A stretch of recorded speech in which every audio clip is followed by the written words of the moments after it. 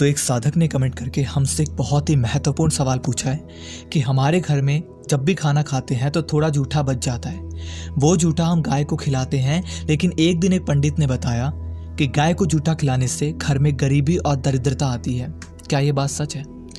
अब इस सवाल को सुनकर के मैं आपको एक सच्ची जवाब दूं तो हम में से अधिकतर लोग ऐसे हैं जो कि गाय को जूठा ही खिलाते हैं। थाली का बचा जूठा, घर में बचा हुआ जूठा, थोड़े दिन का बासी खाना या जो भी हम सब्जी छील रहे हैं उसका छिलका खिला दिए, और इस टाइप का भोजन हम लोग खिलाते हैं। और ये बिल्कुल गलत है, ये बात सच है।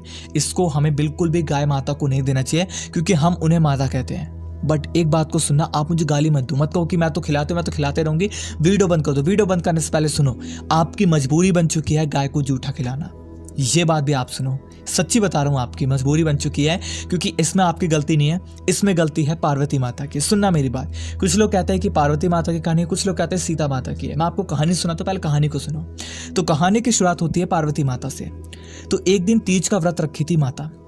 तो पार्वती माता ने एक दिन तीज का व्रत रखा। तो पूरे दिन बेचारी व्रत के तप में थी, पूजा पाठ कर रही थी, ध्यान कर रही थी, और जो जो उस दिन पालन करना चाहिए वो सबका पालन जो है वो माता कर रही थी विधिवत। ठीक है। शिव जी को थोड़ा सा विनोद आया, मजाक आया। उन्होंने कहा कि आज के दिन में जाकर के थोड़ा छुप जाता हूँ और देखता हूँ कि माता क्या करेंगे मेरे बिना। तो वो गए और गुफा में छुप गए और अपना ध्यान समाधि में चले गए। अब जब शिव जी ध्यान समाधि में थे तो माता अपनी पूजा करे विधिवत, पूरे दिन अपना तप करें, ध्यान करें, और उसके बाद मतलब पूजा अर्चना करके धीरे धीरे उठ रही थी और देख रही थी कि शिव जी कहीं दिख नहीं रहे। ढूंढने भी जा रही थी लेकिन कहीं दिख नहीं रहे थे। फिर पूजा में आकर के बैठ जाती। फिर जब थोड़ी देर बाद आंख खोलती देखती तो फिर शिव जी थे नहीं कहीं। तो उनको लगा कि यार शिव जी कहाँ चले गए आज। तो वो अपने शाम को क्या हुआ कि शिव जी शाम हो गई थी तब भी नहीं आए। तो उन्होंने एक शिवलिंग बनाया मिट्टी का और शिवलिंग की पूजा करी, और विधिवत पूजा करने के बाद उन्होंने जो पूजा की सामग्री थी वो जाकर के नदी में विसर्जन करने ही जा रही थी। तभी शिव जी वहाँ पर आकर के प्रकट हो गए। अब जब शिव जी प्रकट हुए तो माता से पूछे कि तुमने मेरे बिना पूजा कैसे कर ली। तो माता ने कहा कि मैंने आपके बिना पूजा थोड़ी ना, आपके साथ ही पूजा की है। अब शिव जी एकदम चौंक करके कहने लगे, ऐसा हो ही नहीं सकता, मैं तो आपके पास था ही नहीं, आपने मेरे बिना पूजा कर ली है। माता ने कहा नहीं, मैंने आपके साथ ही पूजा की है, क्योंकि आपकी अनुपस्थिति में आपके शिवलिंग के सामने बना करके मैंने पूरी विधिवत पूजा की है, और आप मेरे पति देव हैं और शिवलिंग आपका ही विग्रह रूप है। तो मैंने उसके साथ जो है साथ में बैठ करके पूजा जो है वो पूरी संपन्न की। तो भगवान शिव ने कहा मैं तो इस बात को नहीं मानता। वो विनोद में थे, मजाक कर रहे थे, क्योंकि ध्यान करके तो वो देख सकते थे। तो माता ने कहा कि नहीं, आप ध्यान करके देख लीजिए। उन्होंने कहा नहीं, मेरे ध्यान में भी नहीं आ रहा कि आपने पूजा की है। तो माता ने देखा कि आसपास कोई है जो पूजा करते, उनको देखा। तो वहां पर एक गाय थी जो कि चर रही थी अपना। तो गाय को दिखा करके माता ने कहा कि ये गाय साक्षी है और आप इससे पूछ लीजिए कि मैंने यहाँ पर बैठ करके पूजा की है। अब गाय भी शिव जी की चतुरता को जान गई थी, तो उन्होंने भी मजाक में कह दिया कि नहीं नहीं, माता ने पूजा की ही नहीं है।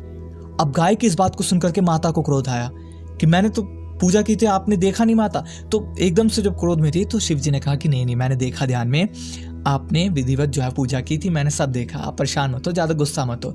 लेकिन फिर भी माता को देख करके, जो गाय माता थी, पार्वती माता ने गाय माता को देख करके बहुत क्रोध आया। उन्होंने कहा कि आपने विनोद में ही मेरे पति के सामने मुझे झूठा ठहराने की कोशिश की, तो जाओ, आपको कलयुग में झूठा के लिए तरसना पड़ेगा। आप झूठे खाने के पीछे भागोगी और तरसोगी खाने के लिए जो कि झूठा होगा लोगों का। इसी कारण से कहा जाता है कि आज कलयुग के अंदर गाय माता मां मानी जाती है। हम हिंदू लोग सब पूजा करते हैं भगवान की, हम सब जानते हैं, एक भी ऐसा इंसान नहीं होगा जो हिंदू है और ना जानता हो कि गाय माता हमारी माता नहीं है।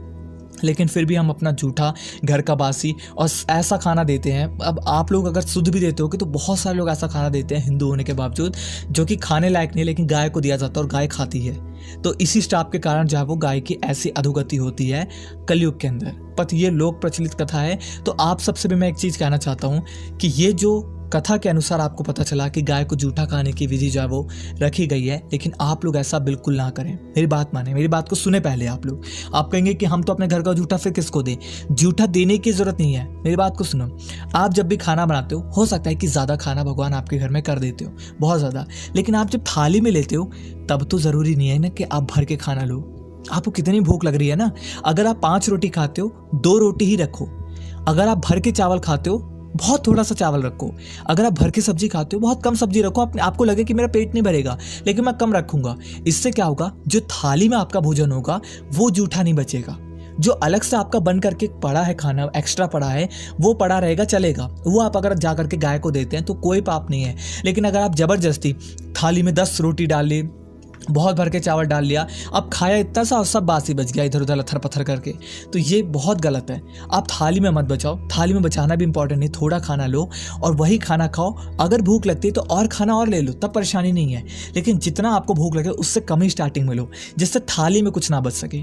थाली में अगर आपके नहीं बचेगा तो कोई पाप नहीं है, आप उसे गाय को दे सकते हो। जो आपके घर में एक्स्ट्रा बचा होगा, जो आपकी रसोई के कुकर में बच गया चावल, या आपकी सब्जी जो पतीले में थी वो बच गई, रोटी में आपने रोटी रख रखे किसी में, वो रोटी शुद्ध साफ बची हुई है तो आप उसको दे सकते हो। वरना आप ऐसे जूठा खाना जबरदस्ती बना देते हो कि यार मैंने कब भूख 2 रोटी की थी 10 रोटी डाली, ऐसा मत किया करें प्लीज़। अगर आपका बच्चा है तो उसको भी थोड़ा ही भोजन दे, जबरदस्ती थोड़ा भोजन दे। अगर आपको लगता है कि बच्चा छोड़ देता है, थोड़ा ही भोजन दे, उतना खा लेगा, नहीं खाएगा तो और मांगेगा आपसे। तो इस बात का आप जो है वो अच्छे से ध्यान रखें, तो इसमें आपको पाप लगेगा। वरना जूठा खाने की जो प्रथा वो तो कथा के अनुसार जो है वो माता के साथ हो रहा है, तो इसमें हम कुछ नहीं कर सकते। तो आप सभी का बहुत बहुत धन्यवाद, आप यहाँ तक आए। और अगर आपके मन में कोई ऐसा सवाल बचता है तो आप हमसे पूछ सकते हैं, हम उसका बहुत अच्छे से उत्तर देने की कोशिश करेंगे। धन्यवाद।